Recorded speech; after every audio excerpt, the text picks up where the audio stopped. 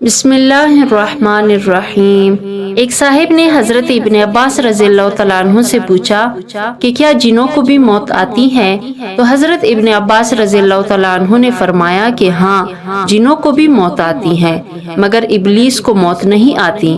حضرت ابن عباس رضی اللہ تعالیٰ عنہ سے روایت کرتے ہیں، وہ فرماتے ہیں کہ جب ایک زمانہ گزر جاتا ہے تو ابلیس بوڑھا ہو جاتا ہے، پھر یہ دوبارہ 30 برس کی عمر میں واپس آ جاتا ہے۔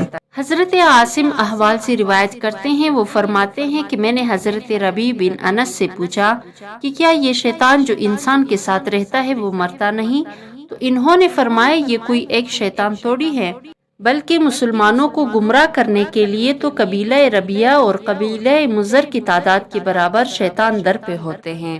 حضرت قتادہ کی روایت سے حضرت عبداللہ بن حارث سے روایت کرتے ہیں، وہ فرماتے ہیں کہ جنات تو مر جاتے ہیں لیکن شیطان کوارا کا کوارا رہتا ہے جو مرتا نہیں۔ حضرت قتادہ فرماتے ہیں کہ اس کا باپ بھی کوارا ہے اور اس کی ماں بھی کواری ہے اور یہ بھی کوارا ہے۔ حضرت عیسیٰ بن ابو عیسیٰ سے روایت کرتے ہیں، وہ فرماتے ہیں کہ حجاج بن یوسف کو یہ خبر پہنچی کہ چین کے کسی ملک میں ایک مکان ایسا ہے کہ اگر لوگ راستہ بھول جائے تو وہ یہ آواز سنتے ہیں کہ راستہ ادھر ہے، لیکن ان کو کوئی نظر نہیں آتا۔ تو حجاج بن یوسف نے کچھ لوگوں کو وہاں بھیجا اور انہیں یہ حکم دیا کہ تم لوگ وہاں جا کر قصداً راستہ بھٹک جانا، اور جب وہ تمہیں یہ کہیں کہ راستہ ادھر ہے تو تم ان پر حملہ کر دینا اور ان کو دیکھنا کہ یہ لوگ کون ہیں۔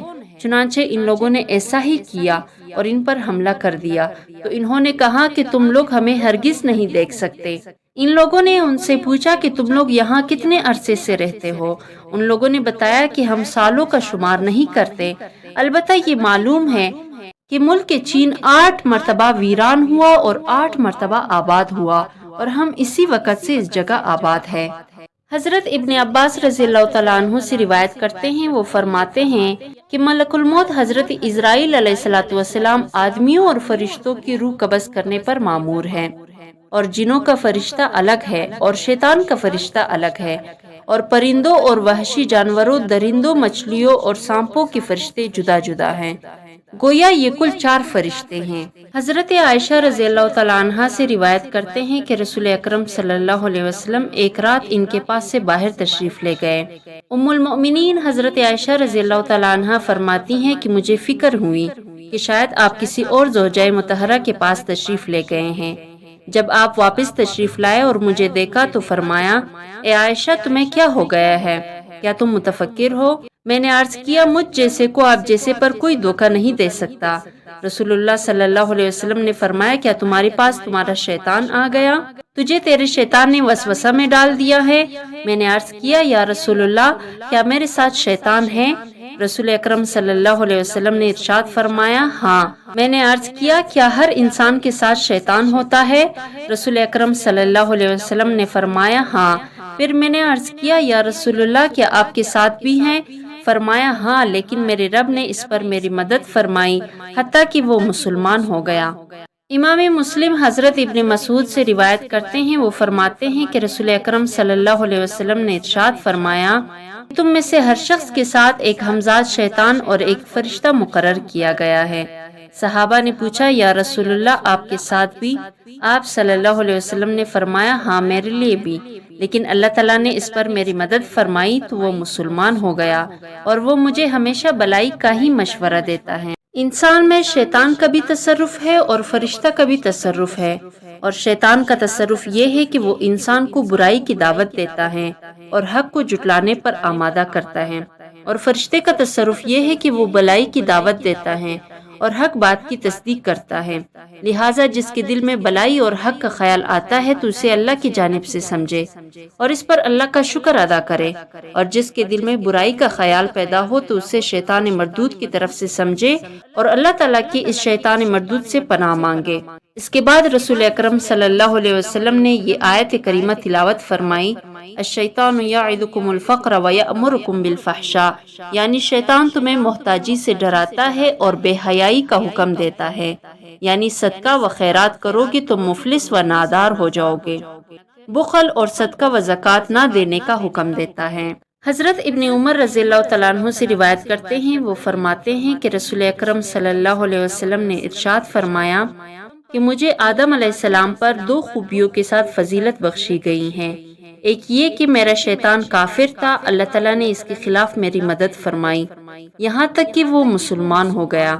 دوسری یہ ہے کہ میرے ازواج میری مددگار ہیں، اور حضرت آدم علیہ السلام کا شیطان کافر تھا اور کافر ہی رہا، اور ان کی بیوی ان کی لغزش میں مددگار تھی۔ حضرت ابو ہریرہ رضی اللہ تعالیٰ عنہ سے روایت کرتے ہیں، وہ فرماتے ہیں کہ رسول اکرم صلی اللہ علیہ وسلم نے ارشاد فرمایا کہ بے شک مومن بندہ اپنے شیطان کو اس طرح بے بس کر دیتا ہے جس طرح تم میں کا کوئی شخص سفر میں اپنے اونٹ کو تکا دیتا ہے۔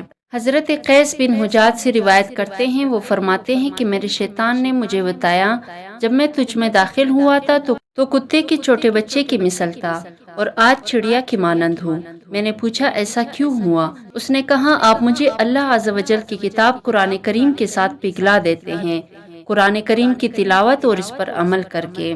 حضرت وہب بن منبہ سے روایت کرتے ہیں، وہ فرماتے ہیں کہ ہر انسان کے ساتھ شیطان ہوتا ہے جو اس کے ساتھ مقرر ہے۔ کافر کا شیطان کافر کے ساتھ اس کی کانے سے کاتا ہے، اس کے ساتھ اس کے پانی سے پیتا ہے، اور اس کے ساتھ اس کے بستر پر سوتا بھی ہے۔ لیکن مومن کا شیطان مومن سے چھپا رہتا ہے اور اس کی تاغ میں لگا رہتا ہے کہ مومن اپنے عقل سے کب غافل ہوتا ہے کہ وہ اس سے فائدہ اٹھائے۔ شیطان زیادہ کھانے والے اور زیادہ سونے والے آدمیوں کو زیادہ پسند کرتا ہے۔ اللہ تعالیٰ کی فرمان وَمَن يَعْشُ عَن ذِكْرِ الرَّحْمَنِ نُقَيِّضْ لَهُ شَيْطَانًا، یعنی اور جسے رحمان کے ذکر سے اندھاپن آئے ہم اس پر ایک شیطان مسلط کرے کہ وہ اس کا ساتھ رہے۔ اس ارشاد کی تفسیر میں حضرت سعید جریری فرماتے ہیں کہ ہمیں خبر پہنچی کہ کافر کو جب قیامت کے دن زندہ کیا جائے گا تو اس کا شیطان اس کے سامنے چلتا ہوگا، اس سے جدا نہ ہوگا، یہاں تک کہ اللہ تعالیٰ ان دونوں کو جہنم میں ڈال دے گا۔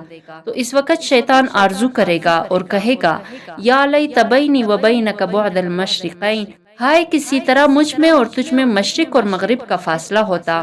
لیکن مومن کو جب قیامت کے دن اٹھائے گا تو مومن کو لوگوں کے درمیان فیصلہ ہونے تک ایک فرشتہ سپرد ہوگا، اس کے بعد اس کو جنت میں داخل کر دیا جائے گا۔